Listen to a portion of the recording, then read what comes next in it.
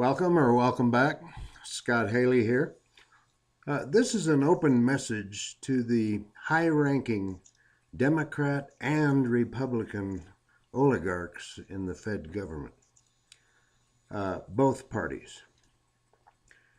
Ever since 1956, when I took a keen interest in American politics, from then till now, I've been observing you high-ranking Democrats and Republicans spitting on the Constitution over and over and over.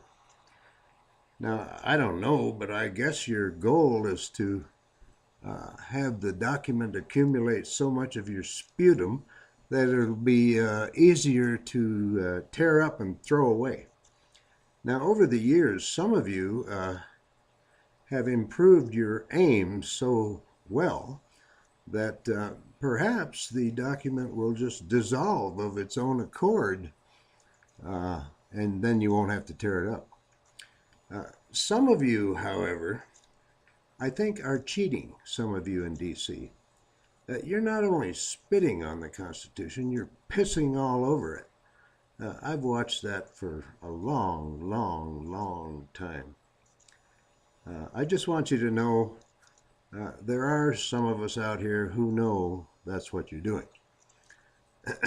Now, despite what you say to us, we the people, the Constitution is a very plainly written document. And the reason I can say that is because in my 40-plus years of wage slavery, a significant part of that, almost 1/3 of it, was spent in both the public sphere and the private sphere, analyzing and interpreting the most complex, convoluted, confusing regulations ever put out by any government in the Alpha Quadrant.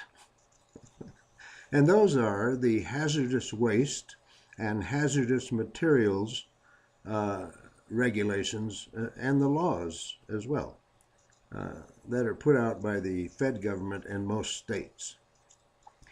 Now, you can easily verify my claim to the complexity of these regulations simply by Googling or Binging or whatever you use the following: 40 CFR 261.3, and then add the words definition of hazardous waste. Once again, 40 CFR, that stands for Code of Federal Regulations, 261.3, with the words definition of hazardous waste. Now, when you get your gazillion results, be sure to choose one that is the actual regulation, not some summary by a private company. It's a great learning experience to do that. So give it a whirl. Compared to those regulations, the Constitution is a second-grade reader. It's long-winded in parts, but it's very plainly written. So let's look at just a few. There are dozens and dozens and dozens of these examples, but let's look at just a few of the examples of you Republicans and Democrats spitting and pissing all over the Constitution for years. Number one, in Article 1, Section 8, and by the way, Article 1, as you should know, you folks in D.C., Article 1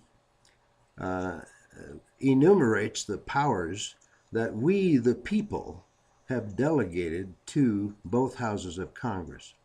So in Article 1, Section 8, in one of those 17 or so clauses, we have delegated to Congress the power and the duty to regulate the value of our money. Excuse me. We didn't give you the power so that you can give that duty away to some other branch of government or some other entity. No, that's your duty in Congress. So, who regulates the value of our money?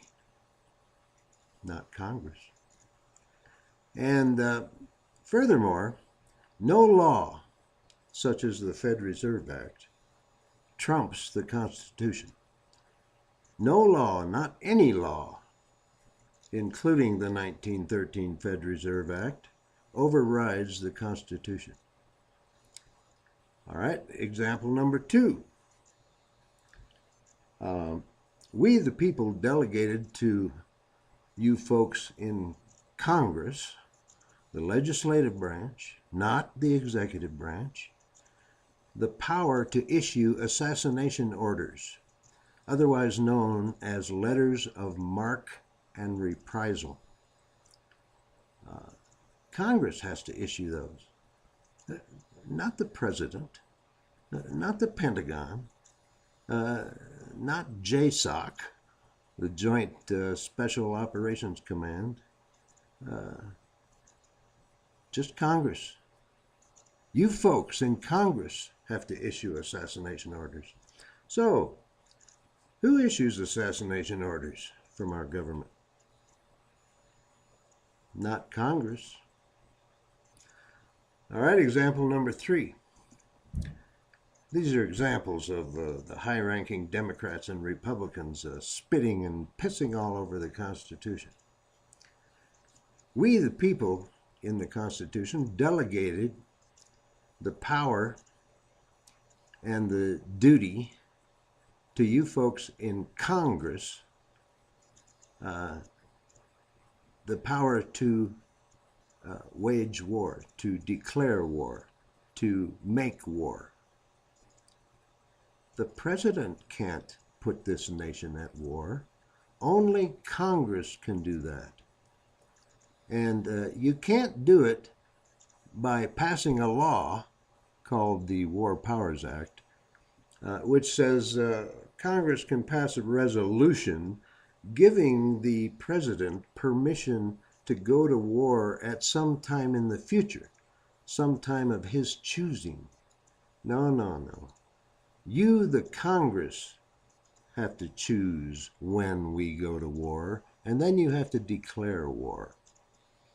I covered that in a previous video, how in the early stages the Korean War was called the Korean conflict because Congress didn't declare war, and the same thing in Vietnam. It was called the Vietnam conflict, not the Vietnam War, because Congress hadn't declared war. All right, another example. You Democrat and Republican oligarchs in D.C. passed a law, the so-called Patriot Act. What a misnomer, the Patriot Act, my ass. This law essentially negates the Fourth Amendment to the Constitution. For example, FBI agents do not have the power to write their own search warrants according to the Constitution. No. That's a violation of the Constitution. So, again, you Democrats and Republicans, you blew it. You just plain blew it. So, what can we, the people, do about this? Now, if anyone is interested in protesting this, there is a very simple, easy, safe protest that every individual, every adult individual in this country can engage in. You won't get any pepper spray in your eyes for exercising your First Amendment right to lobby or petition your government. You won't get any tear gas in your eyes for that same reason. You won't be thrown in jail. There's no penalty. There's no criminal penalty at all. This is the world's easiest protest. And here's what it is. Don't vote. Don't vote for any of these oligarchs, these powerful, rich. No, they may not be rich. Some aren't rich, but they're all powerful. And they're spitting and pissing all over the bedrock of this republic, the Constitution. Just don't vote. What would have happened if they gave an election and nobody showed up?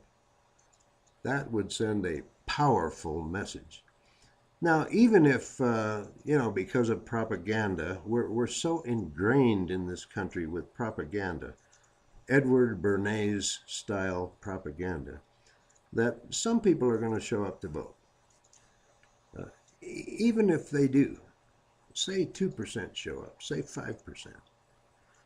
The average percentage in this country of eligible voters that actually vote hovers somewhere around 50% in most elections. Sometimes it's a little higher, sometimes a little lower. That's a big difference.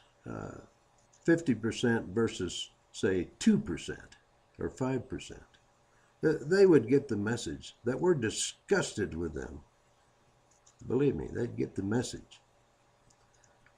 So it's your choice, whatever you want to do. I'm just tired of seeing the Constitution treated the way it is.